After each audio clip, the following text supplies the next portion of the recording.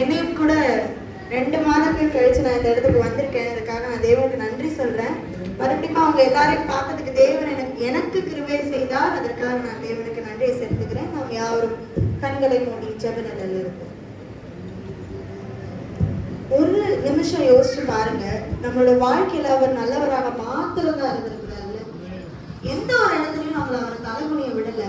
முக்கியமா நம்மளுடைய தாழ்வில் நம்மை நினைத்தவராய் அவர் இருக்கிறார். சங்கீதம் அப்படிதான் சொல்லுது, தாழ்வில் நம்மை நினைத்தவரை துதியுங்கள், அவர் கிருபை என்றும் உள்ளது.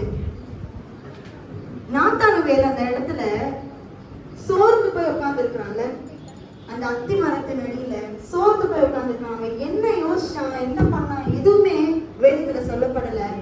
ஆனா ஏசப்பா அவங்க சொல்றாரு, அத்தி மரத்தின் அடியில நான் இருக்கும்போது, நீ இருக்கும்போது நான் உன்னை என்ன பண்ணேன் கண்டேன்னு சொல்றாரு.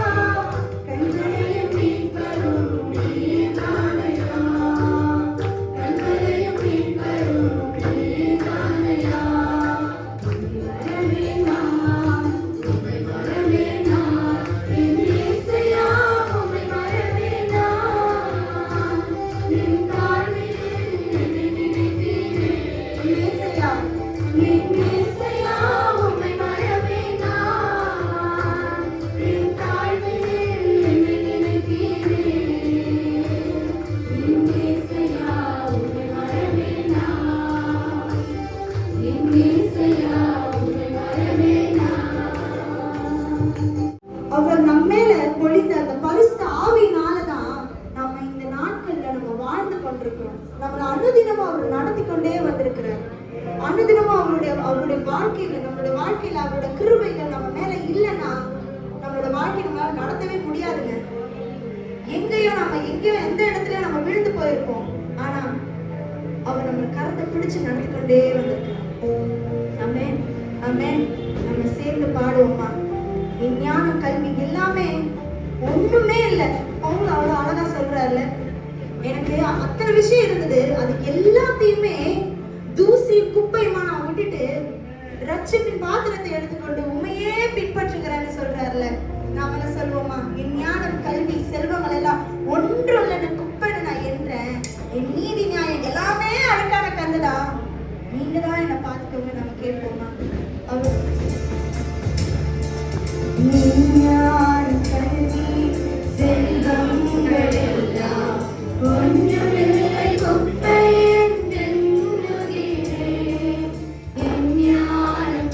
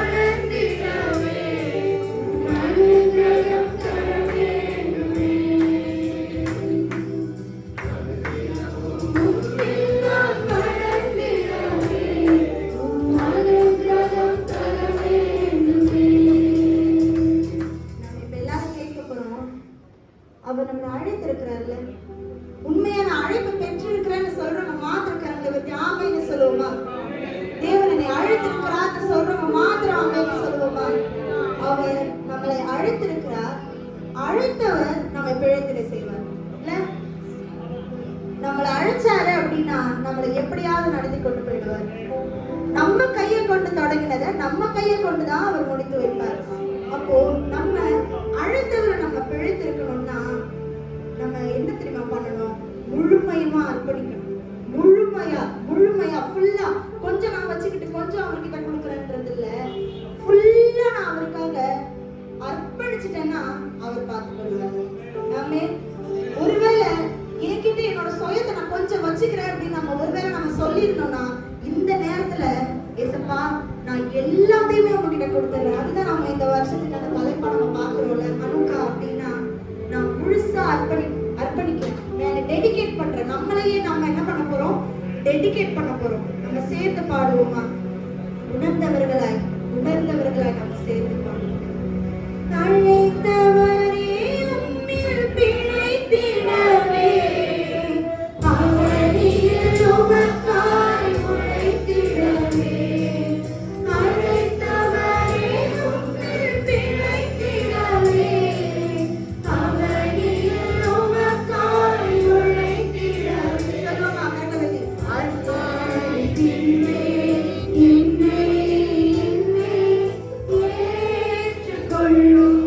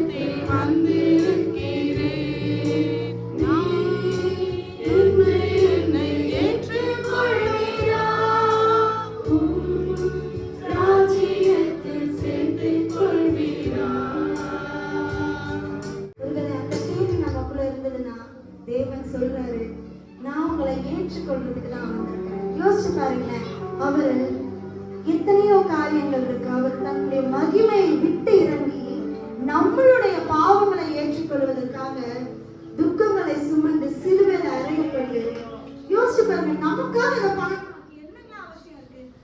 ஆனா அவர் நம் மீது வைத்த அன்பு, தேவன் நம் மீது வைத்த அன்பு இன்னைக்கு நம்மள அவர் முன்னாடி நிக்க வச்சிருக்குல்ல.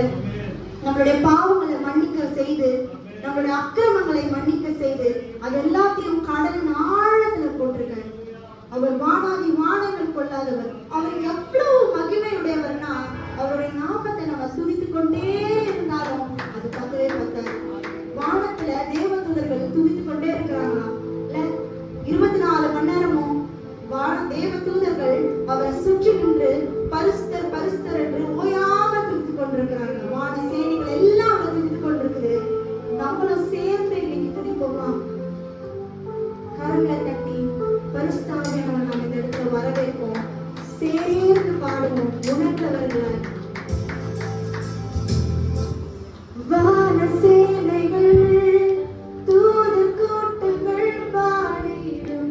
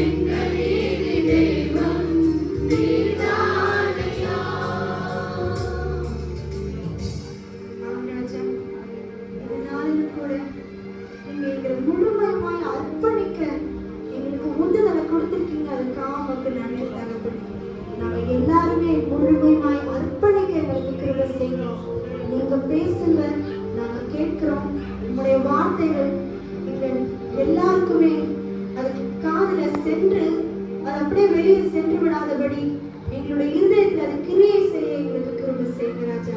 எங்களுடைய செவிகளை எங்க திறங்க, லீதியாரின் இருதயத்தை திறந்தது போல எங்களோட இருதயத்தின் செவிகளை நீங்க திறங்க ராஜா. கேட்கிறதுக்கு காதுள்ளவன் கேட்க கடவன் சொன்னது போல எங்களோட காதுகளை நீங்க திறந்து எங்களுடைய இருதயத்தை நீங்க ஸ்திரப்படுத்துங்க. எங்களுக்கு அந்த வசனம் ஆசீர்வாதமா இருக்க கிருபை செய்யுங்க. எங்களோட வாழ்க்கையை நாங்க அர்ப்பணிங்க, எங்களுக்கு உதவி செய்யுங்க. இயேசு கிறிஸ்துவின் ஜெபம் கேட்கிறோம்.